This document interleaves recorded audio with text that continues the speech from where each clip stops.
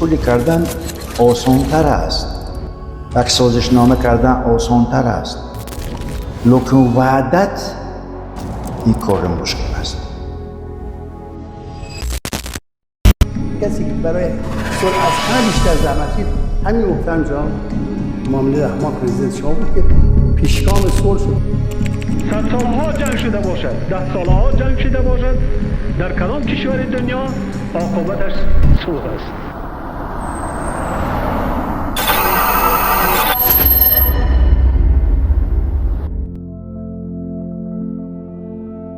وقتی که رئیس شورای عالی را انتخاب کردند، یکم با خسته برآمد کرده گفتند که میدونم شرایط تاجیکستانی که امروز داریم جنگ زده خیلی وزمین است، لکن ما باید نمایندگان خلق با مردم نه فقط تاجیکستان با مردم جهان نشان دهیم که ما دولت داری کردن میتوانیم.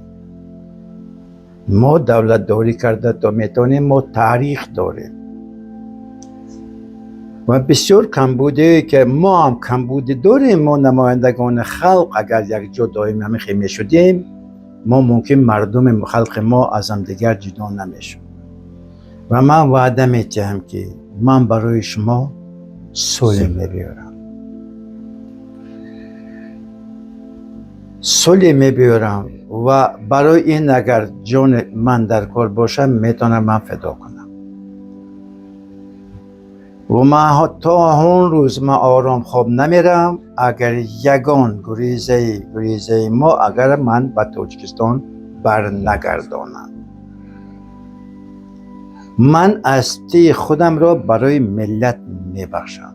تا که باشم برای ملتم، برای خلقم، برای دولتم خدمت میکنم.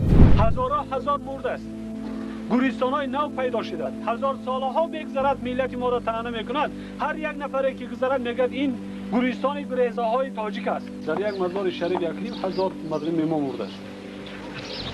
1,500.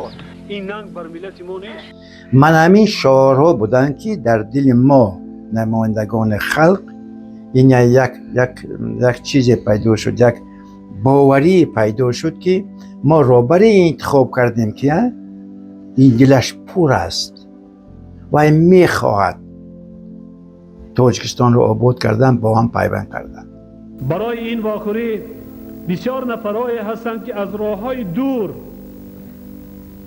به اینجا آمدند، با چگونه مشقت و عذابها، فقط به خاطر یک چیز که این واخوری با نتیجه خوب جنبش شد.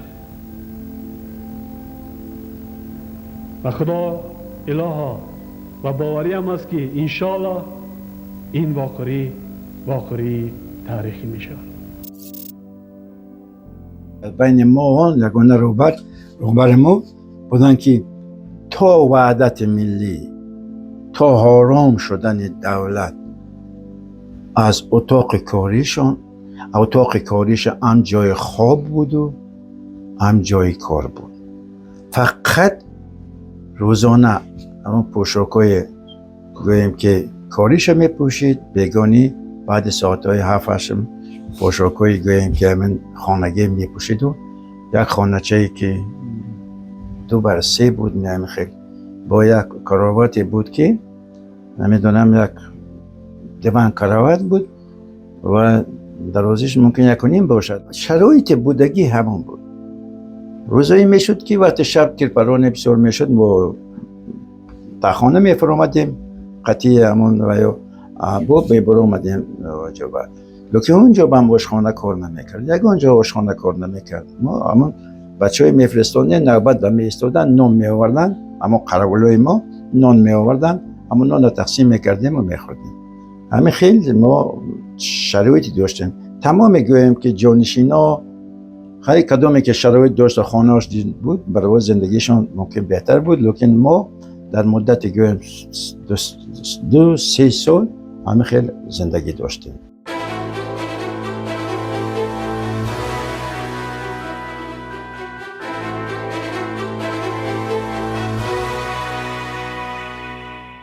یکی از معدودترین کشورهای امن و آرام کشور شماست و این در سایه وحدت ملی.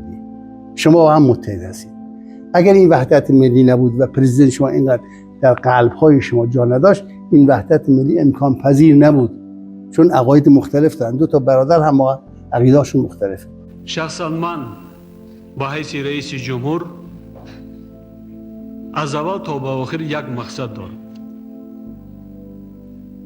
تنجی و آرامی در تمام قلمرو دولت تاجیکستان، در سرحدات وی و تا فراری آخر که صرف نظر کدام ملت و کدام نجات و قوم نباشد که از جمهوری برآمده رفته است، برگرداندن او به وطن خود. در اولین کتاب باستانی مردم آریان نژادی که اینا خرد نام داشت، در یکی از آن نوشته های آن اندیشه های والاترین حکمت آمیز یک تعبیرات خوب بود که بخشیدن رقیب، عفو گناه رقیب عامل مهمترین هست که انسانیت را در راستای کوشش و تحولات برای به دست آمدن مقصد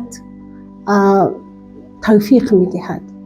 یعنی پیشوای معظم ملت محترم امام علی رحمان و این فرهنگ صلح اعتماد آورد که در سرخط این اعتمادنامه فرهنگ صلح یک افاده تاریخی هست که بخشیدن گناه، بخشیدن خطا، بخشیدن آن عملهایی که در بخشایش آنها هدف، مقصد و سعادت انسانان گفته است، از بهترین عملها می باشد. یعنی پیشوای معظم ملت توانستند که توسط آن فرهنگ صلح رقیبان را بخشید.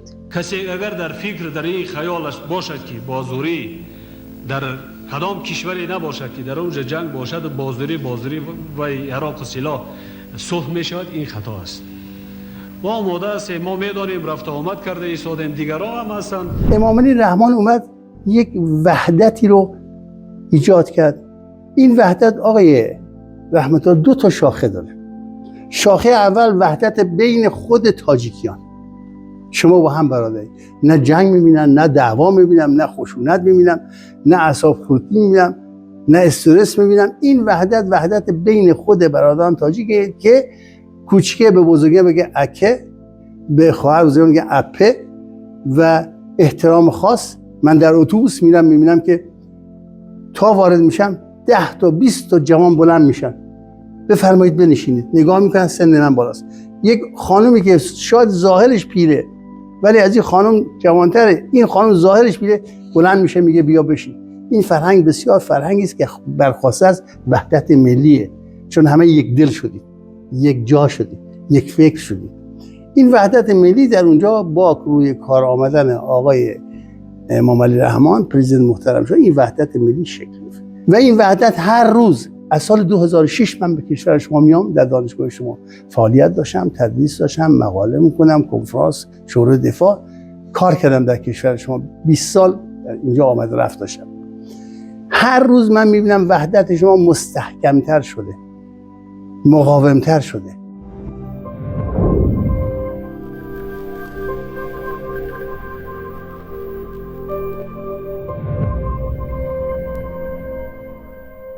بسیار دوربینانه نگاه میکردند و سپارشان میدادند، اما بسیارتر تکیه از یک طرف با اینتلیجنس میکردند. اینتلیجنس همون قریب میگریختگی جمع کردند.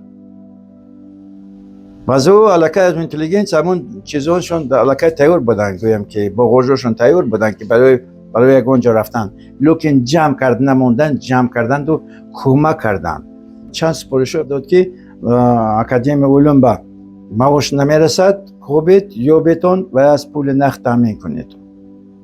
این علما یگانجا نروند. شرایط معین نمیکردیم، کم اگر شرایط در خانهشون استند، وضعیت ما هم بسیار وزنی میشد. باید هم ولایت لیل آباد ضبط میکردن، هم شهر ترسونزاده، هم ولایت ختلان و اینچنین در شهر دوشنبه این باید سر میزد. وکیلان محترم، از همه شما التجا میکنم، خواهش میکنم، تقدیر به خطری دولت در خطر است. رامین باید دیگر دست داده. اگر نه خیلی مشکل بود، برای که گروه های بودن، گروه های سیم بودن.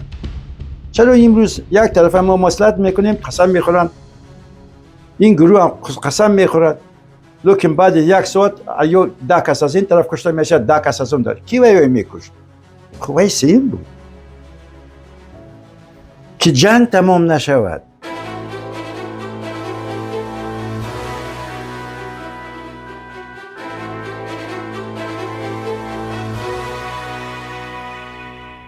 او توکل کرد، نگفت مادری ما پیره، نگفت که اویله ما فرزند زیاد داره بعد عذاب یگان گفتن نمیشد. خب مرگ خیلی که میگن کمپیرو در گریبون کشولای مرگ. چی میدونی که تو 70 ساله تو میده کلانی؟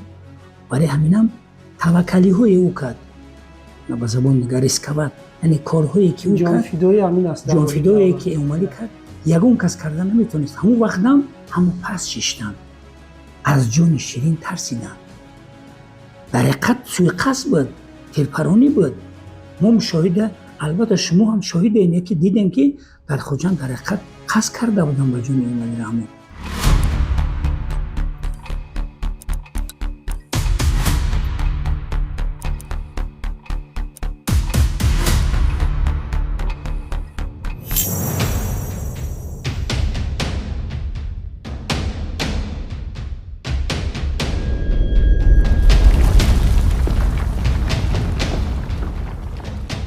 قهرمانی پیشوای معظم ملت در آن روزهای صعب و سخت و سنگین این بود که از درون عنصرهای ناامیدی، عنصرهایی که پیامدهای بسیار خطرزا داشتند، راهبر معظم توانستند که عنصر امید را بیرون آورد و برای خلق خود تقدیم نماید.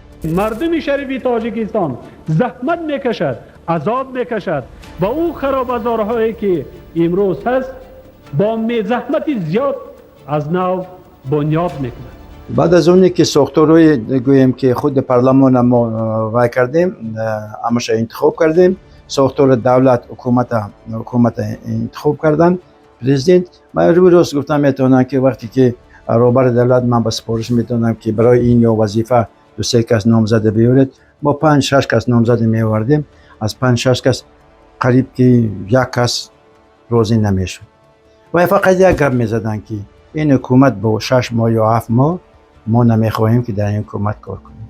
اون نفرانی که در تولور من چند سال میدونستم که خیلی برآمد میکردن، ما میتونیم این خیلی کردن، ما میتونیم این خیلی کردن، لیکن وقتی که به وظیفه و در وقت وزمنی پیشم میرفتم با سپارش رهبر دولت که از یک منطقه موبیل و یا نمیخواستن در حکومت وارد شدن، این بسیار مشکل بود.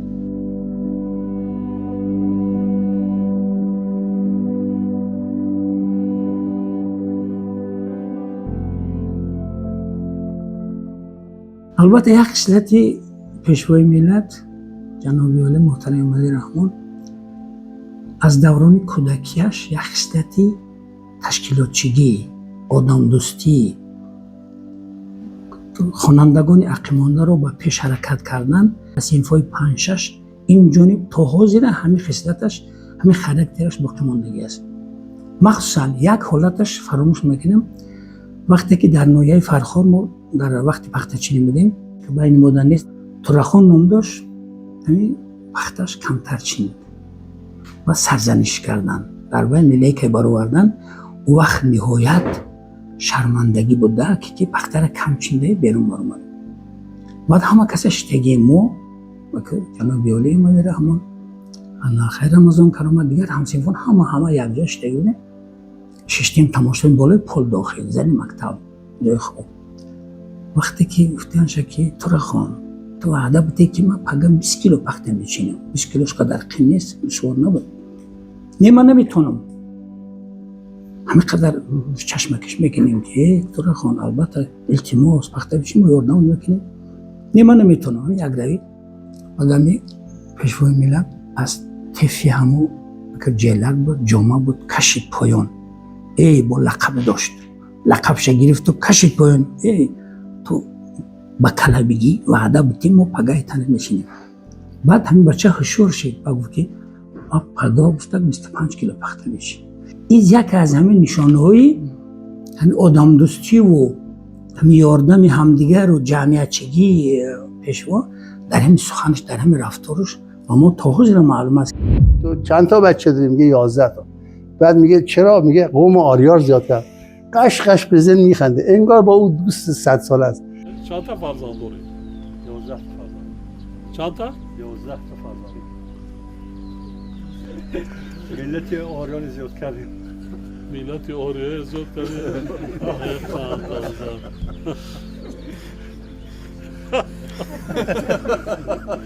با تمام پیرمردا دست میده، روبوسی میکنه، شانه بوسی میکنه، از دست پیرزن نان میگیره.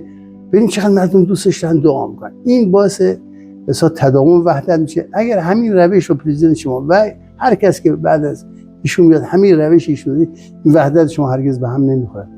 چون زمانی میگه که پادشاهان و رهبران میمانند که ملت طرفدارشون باشه.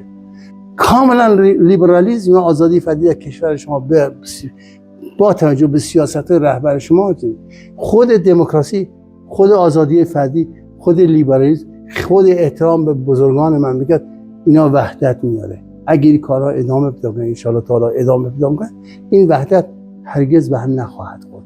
بدانید میگم من میفوله ابری امو مدیا که من نمیومدم خدا بر خاطر همه زبونی شیلو تو خیلی دومدم که یه بار نزدیک بینم تو. 1 خاکساری ایشون، 2 اینکه خودش زشت کشیده است، 3 پول خرج ملت میکنه، 4 درد ملت رو میفهمه، 5 آرامش سیاسی دارد، سرمایه‌گذار میده. با تمام دنیا هم پرزیدنت شما خوب است. ما مردم تاجیک اگر که با وحدت داخلی در بین خود اتحاد و همگرایی داشته باشیم و در اطراف سیاست وحدت محور پرزیدنت جمهوری تاجیکستان محترم امامعلی رحمان اگر برای تحکیم و تقویت وحدت با اتحاد و همبستگی و همدلی و هممرامی و یگانگی اگر همیشه پیش صف باشه، باوری کامل دارم که هیچ یک نیرو، هیچ یک رقیب، هیچ یک حرکت و هیچ یک حوادث و چالش نمیتواند که وحدت ما را از بین برد.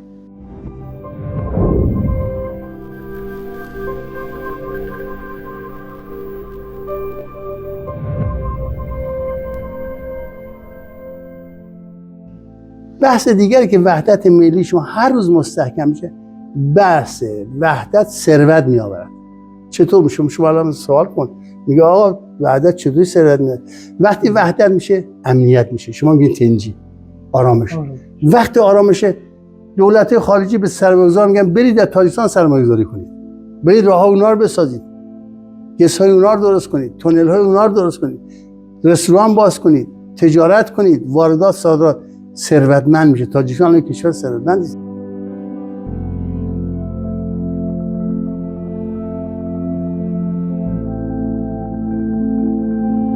خاطر رسان می نمایم که وحدت این یک پدیده موسمی نیست، یا که یک پدیده که در یک مرحله، در یک روزگار یا که در یک وقت از خود درک می دهد. این خیلی پدیده نیست.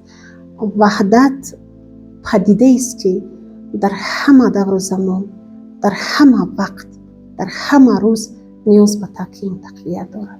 صلح کردن آسان‌تر است، یک سازشنامه کردن آسان‌تر است، لکن وحدت این کار مشکل است. صلح یک سازشنامه به امضا میرسد، وحدت این هزارها هزار ورق دارد. برای این باوردن اگر صلح شود و وحدت نشود، پس صلح از بین می رود. و یکی از گویم که دلیری و چیز شجاعت روبر پیشوی ملت ما این بود که این هر دو چیز یک جا پیش می بود که نه صلح از دست رود و نه وحدت قفا ماند. مردم شریف تاجیکستان و هموطنان برون مرزی را بار دیگر با افتخار روز وحدت ملی صمیمانه تبریک میگویم. بگذار در سرزمین کهن‌بنیاد تاجیکان وحدت ملی، صلح و امنیت، فیض و برکت و خوشبختی و آسوده حالی ابدی حکمران باشد. همیشه خانه آباد و سربلند باشید هموطنان عزیز.